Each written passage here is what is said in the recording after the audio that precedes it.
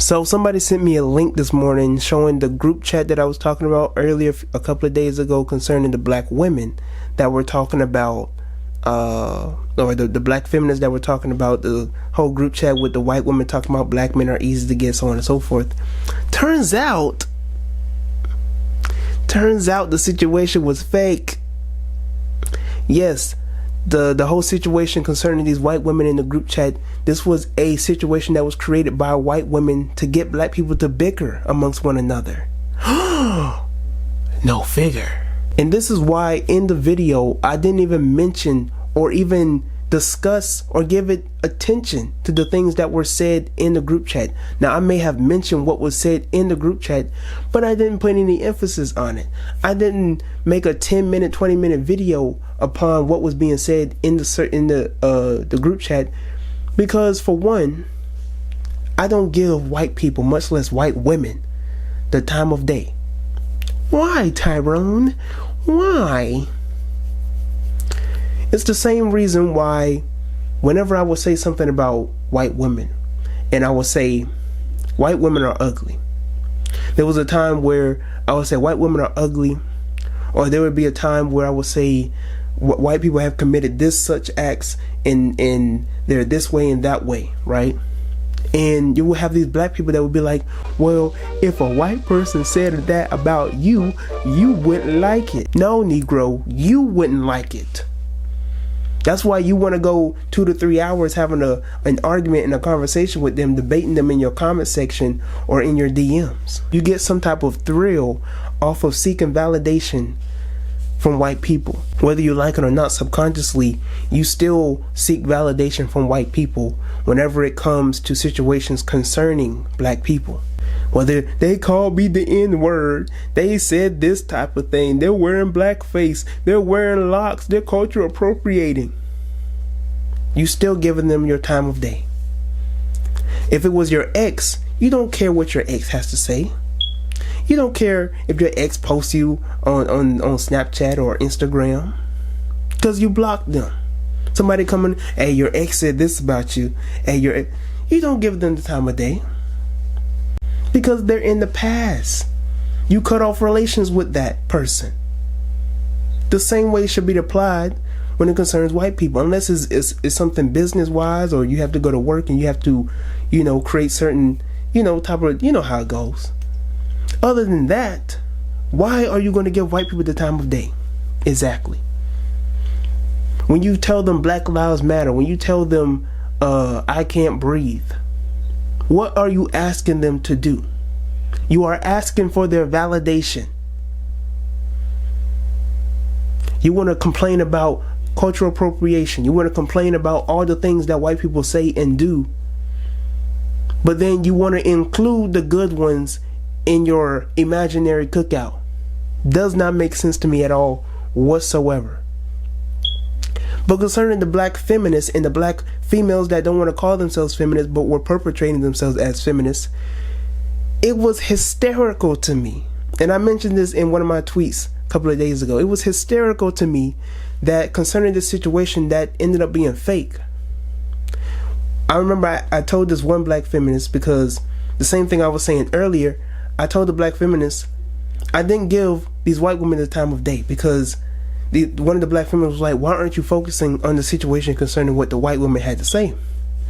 I said, because I don't give white women validation like you do. And it's hysterical.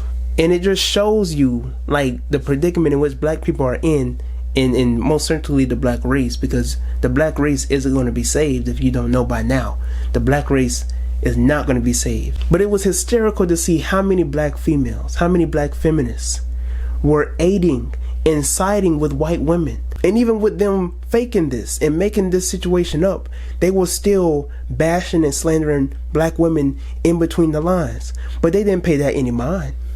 They left that out and just focused on the black men. They went out of their way to aid and to side with these white women. Well, they're not lying. They're telling the truth. I think you need to focus on the things that they said, because there was some truth in it. I don't care if it's Jane Elliott. I don't care if it's Tim Wise. I don't care if it's Jim Carrey that says something like this. I would never. You ever have somebody that would pick on your brother or your sister, and it doesn't matter what they said, even if it was some true stuff, you don't let that person talk about your people. You don't let that person bully or talk about your brother or your sister. It doesn't matter if the statement they said was what has some truth in it. But for some reason, we can have random white people that we don't even know on social media talk about our people. We can have random black people, random white people talk about us constantly or continuously, have us bickering against one another, and we'll side with random white people we never even seen, much less don't even know across the screen even exist, and we'll side with whatever they have to say. And we find that functional. It was hysterical to see how many black females, how many black feminists were aiding. There are over 400 comments under the post on my Instagram concerning this situation, and all you see is black women going back and forth talking about how black men, and mind you, right, in the video that I made on YouTube concerning this situation, not once did I mention black women. I mentioned black feminists, and whenever I said females or women, I was talking about black feminists, and I emphasized that a few times throughout the whole video, but not once did I put this on black women. But these black feminists will turn it around and create their agenda that black men are bashing and shaming and slandering black women, and they don't want nothing to do with black women, and even when it's about white women, they want to turn around and put it on black women. This stupid agenda that doesn't get them nowhere, that leaves them bitter and single mothers and single for the rest of their life, end up in dysfunctional relationships, never happy, and so on and so forth. And yet you want to be protected. You want to slander and bash your men, and yet you want to be protected. Who wants to protect you when all that comes out of your mouth concerning black men is BS? Nobody wants to protect you. Nobody wants to be with you. Everything that comes out of your mouth concerning black men is blah, blah, blah, blah, blah, blah, blah. And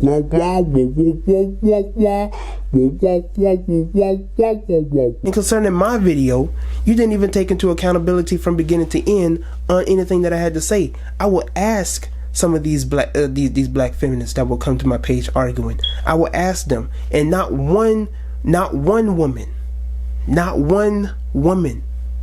that I asked, did you watch the full video? Not one woman said that they watched the full video.